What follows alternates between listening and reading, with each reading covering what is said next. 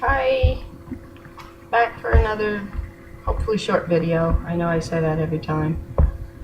Just thought we'd share our thoughts on a few verses that maybe might help flesh out more of, the other videos, that what we were discussing in them, if anybody's actually watching them.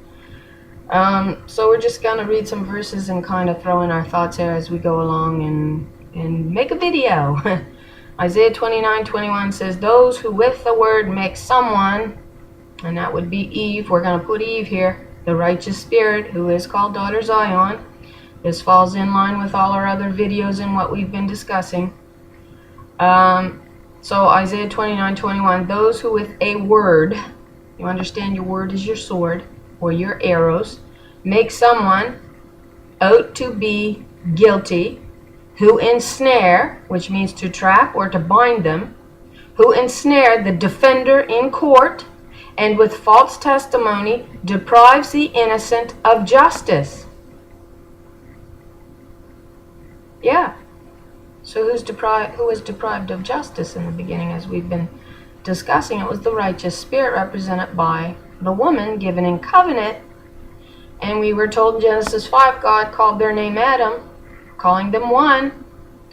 And Adam didn't want her. He sets her apart, renames her Eve, symbolizing he did not want a covenant with her. He wanted a covenant with the whore spirit, Lucifer, who snuck into the garden, and he hid iniquity in his bosom, and we've discussed that with the key of David. Now, Ecclesiastic 12:10 says this, the daughter of woman sought to find, it actually doesn't say that.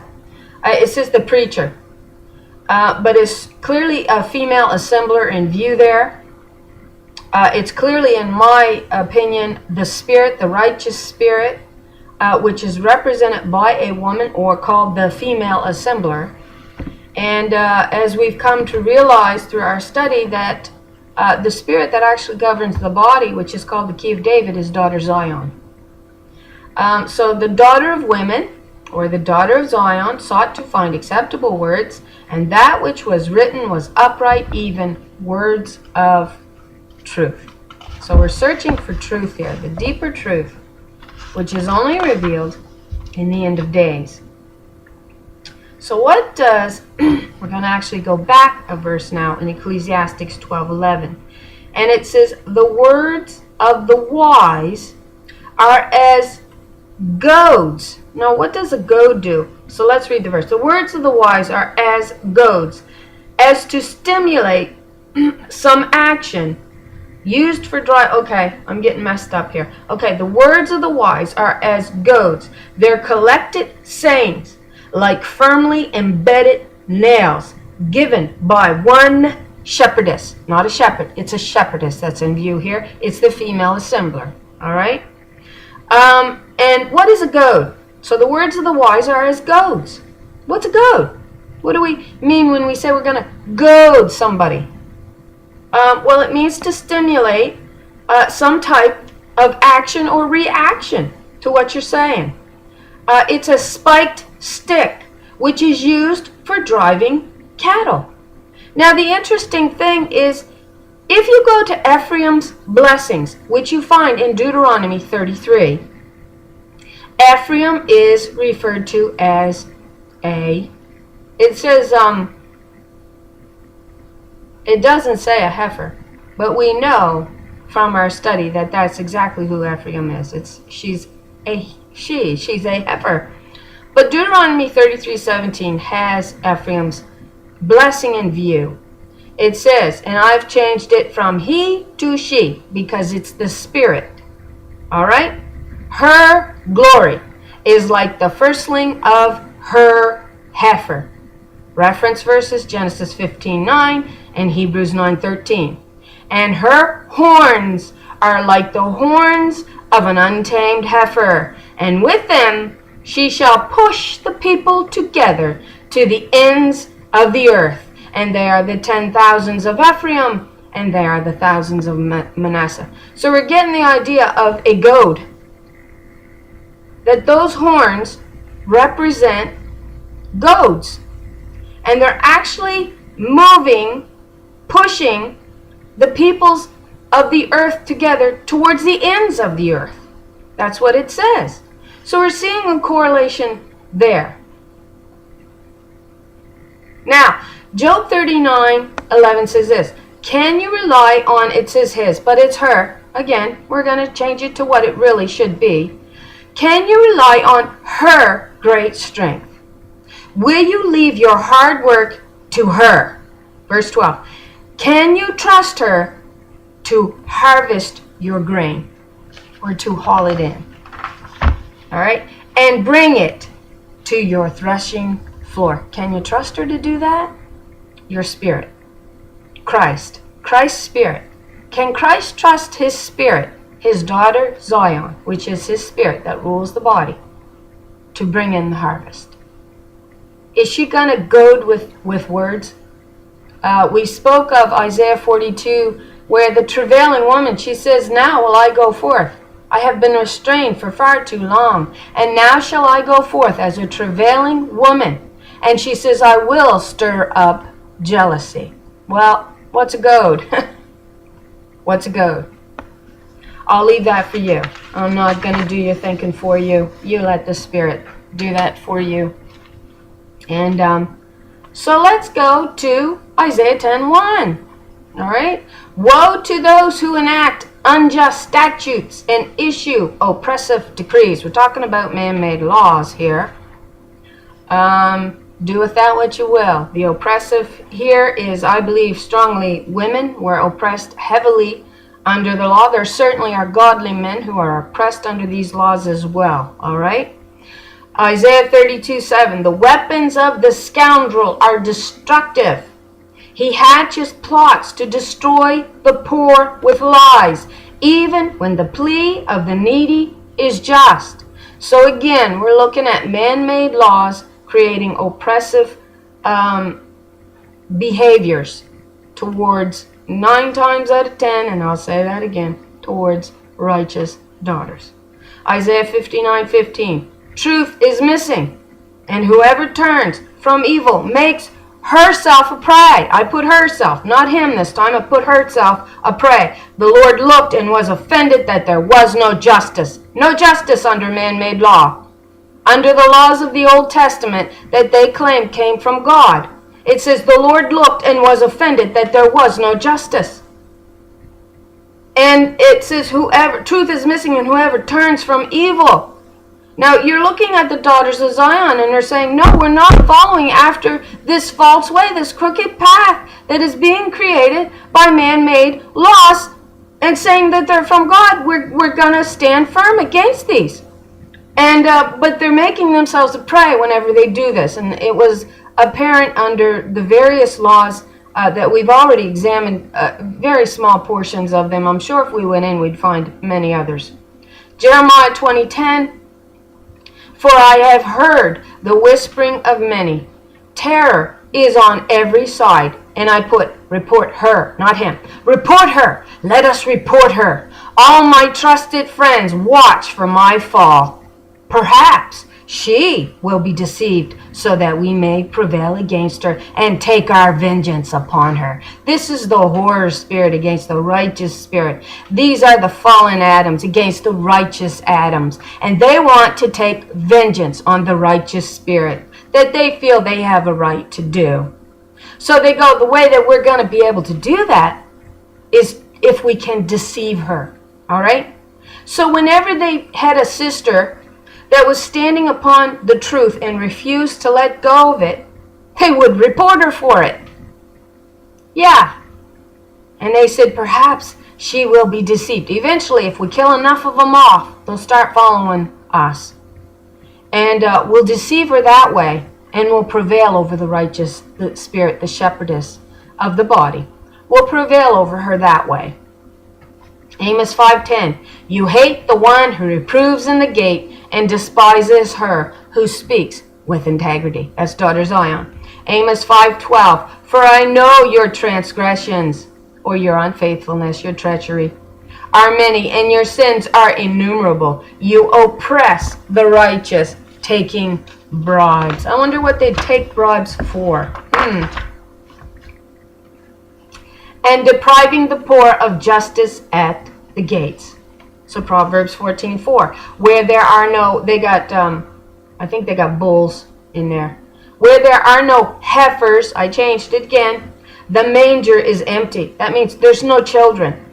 But from the strength of the heifer comes an abundant harvest. We're called the harvest. We children are called the harvest.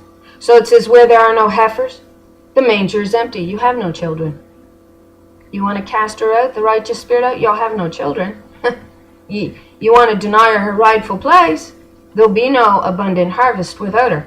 Psalms 144:14, our heifers will bear great loads. There will be no breach in the walls. There'll be no going into captivity and no cry of lament in our streets. Again, they've got the masculine there as opposed to the feminine.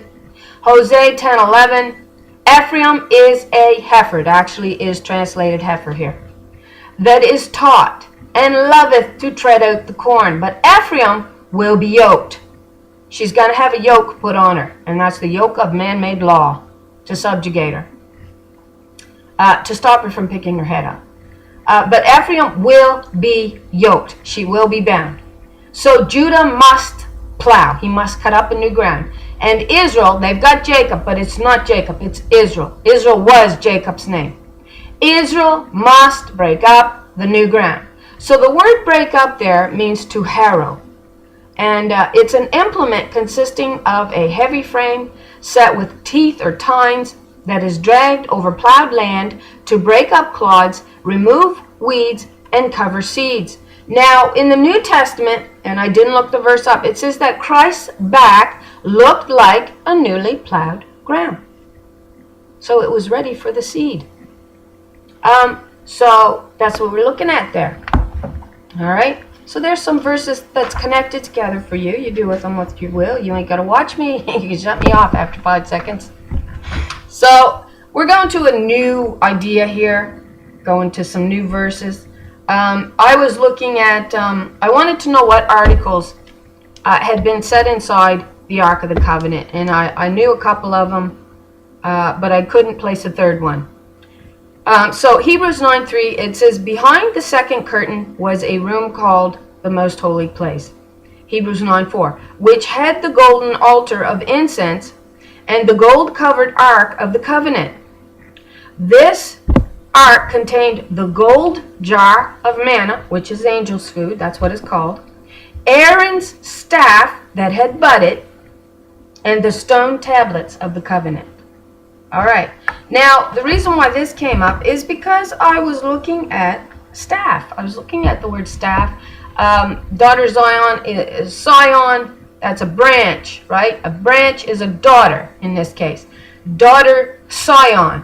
It's derived from S-C-I-O-N. And from that you get Sion, S-I-O-N, and from that you get Zion, Z-I-O-N.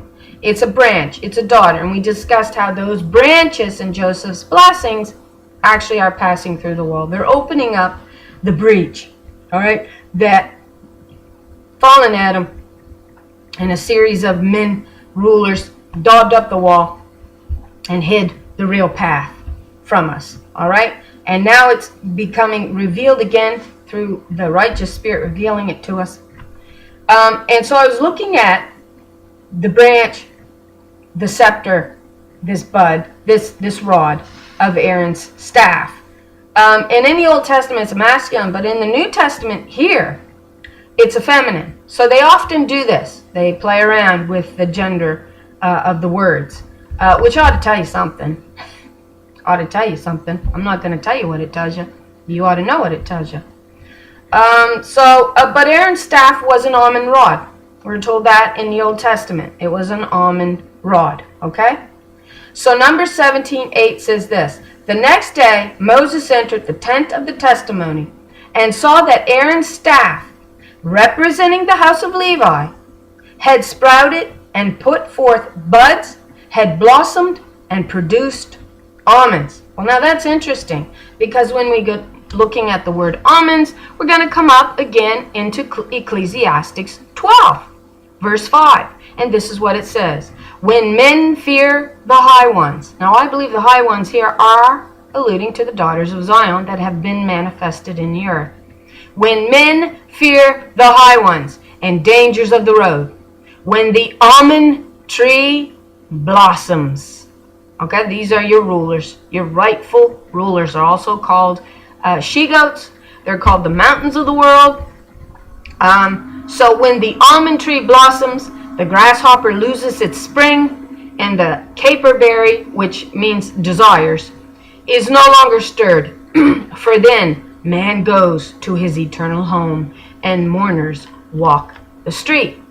Another mention of almonds is Song of Songs 6:11. I went down to the grove, or to the orchard garden of almond trees, your rulers, to look at the blossoms of the valley, and to see if the vines had budded, or the pomegranates were in bloom. So what looks like needs to bloom?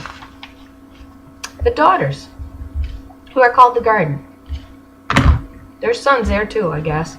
I'm not looking at sons, I'm looking at the feminine. Because I'm a feminine. Yeah, I'm female. I know. It's hard to believe. Anyway, let's look again at the key of David and how Christ reigned. Since we're bringing up a scepter, a rod represents the way that a king will rule, a scepter. He also has a crown. It's the mother that crowns the son with the daughter. We're told this again in Song of Songs. You have to understand, we've had indication that it's always the mother that finds the daughter and crowns the son. That's our indication in the Bible. There's more than one reference or several references to this fact, that it is the mother that chooses the daughter for the son. And she crowns him. She's the crown. She's also the scepter, the way that he rules, the way that he governs. All right? We're told this. Now we're going to look at again the key of David, okay? And we already established, the Bible clearly indicates that the righteous daughters, who were called the daughters of Zion in the very beginning, were denied their rightful place within the body, which is their birthright. That's called their birthright. And their birthright was to govern from Mount Zion. Now David left that gate open, and he continued to allow them their rightful place within the body. It's called the key of David. That's why it's called the key of David. The occult world loves the key of Solomon because Solomon did the exact opposite. He daubed the gate up. He walled it up, all right? And we see an allusion to Adam doing this in Job 31, verse 33. He daubs his wall up, and he hides his transgression in his bosom, which is the Holy Spirit that he allows in to govern this body, which then exalts him as a king on the earth. That's what we see. All right? And we'll get deeper allusions to that. But right now we're going to look at Isaiah 9:6. Okay? So let's go to Isaiah. What does it say? It says, for unto us a child is born, and unto us a son is given, and the government shall be upon his what? His shoulder. What's upon his shoulder again? The government. The government is upon his shoulder. Now, let's go to Isaiah 22 and see what else is upon his shoulder, shall we? Isaiah 22, we'll read 21. And I will clothe him with thy robe, and strengthen him with thy girdle, and I will commit thy government into his hand, and he shall be a father. I'm confused by father and son. I really am, because they've really marred the distinction between the two severely. And we need, as sons and daughters, to get this really the wrinkles out of that and understand what we're actually looking at.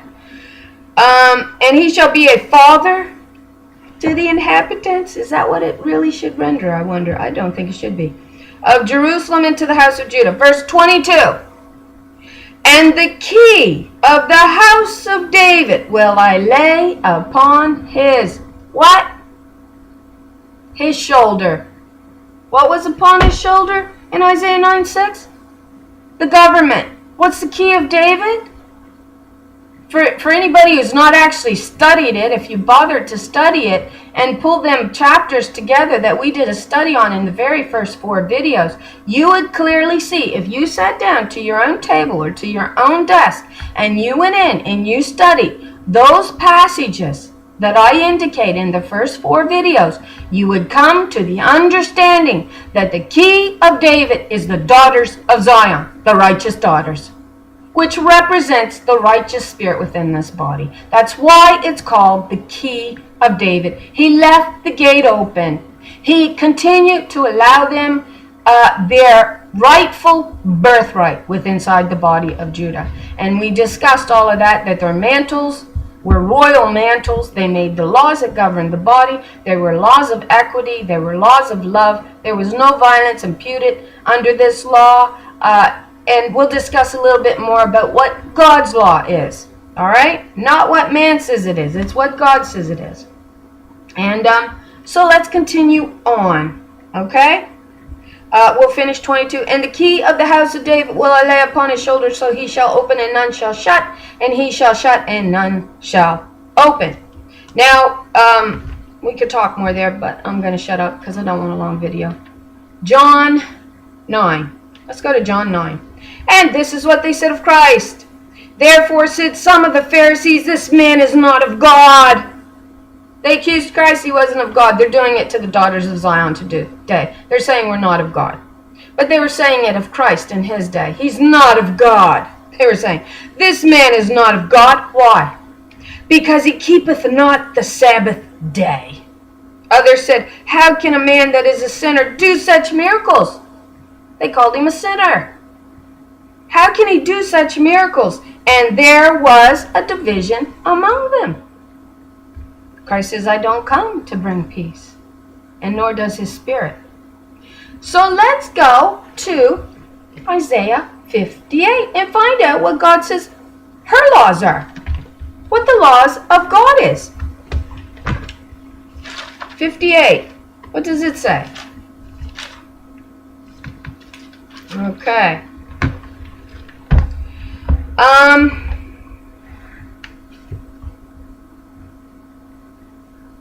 So you go in and you read the verses. I'm going to start at verse 5, but you really should backtrack and read the whole chapter if you want the whole feel of what's going on in this chapter. But we'll start at verse 5, and this is the question that God poses to them.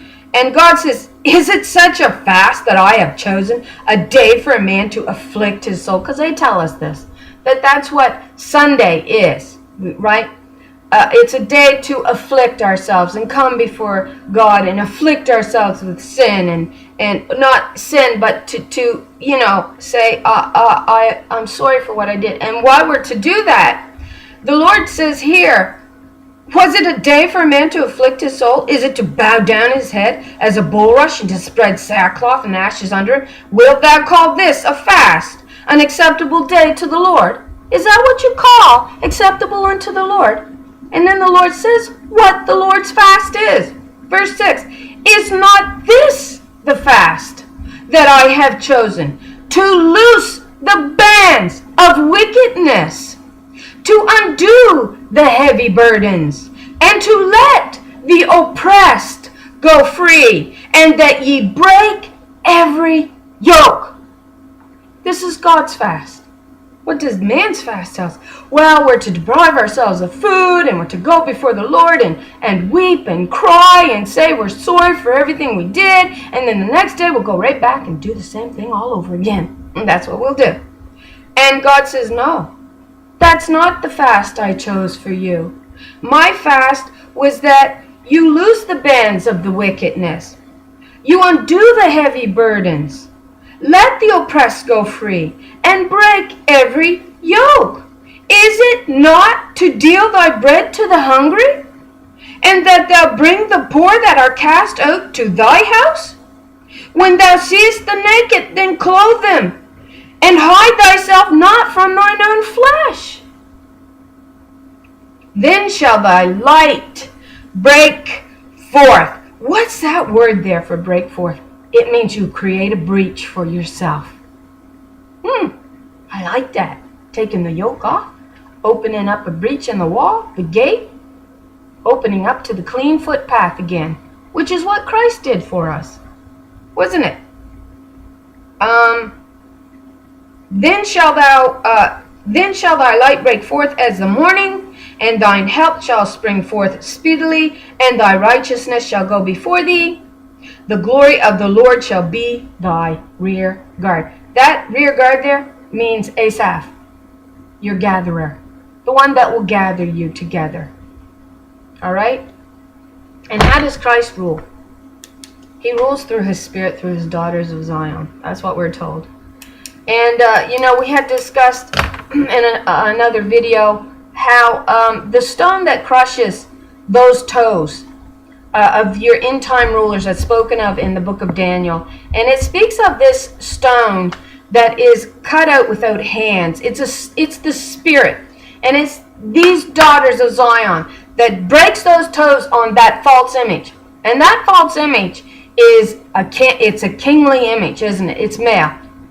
And it is these daughters of Zion that is the manifested glory of God, that breaks those toes, that smashes them all to pieces and brings that false image down, which is a king, the image of a king, a male, right? And the interesting thing is when Daniel is talking about these images of the beasts, and let's go there. Did I mark it? What does he see? Okay.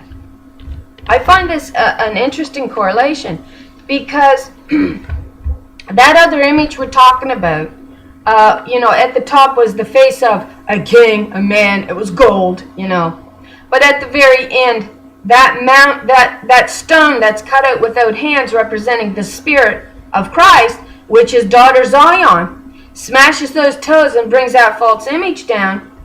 And then it says it becomes a mountain in the earth.